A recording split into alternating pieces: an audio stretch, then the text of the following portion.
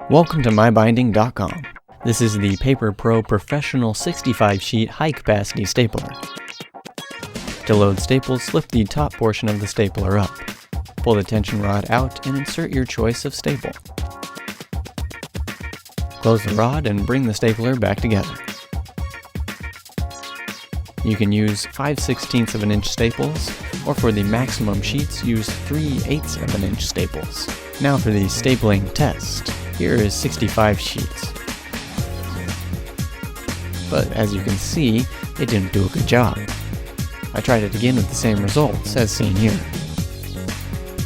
That being said, take a few pages out and you have yourself a strong bind, but more around 55 pages.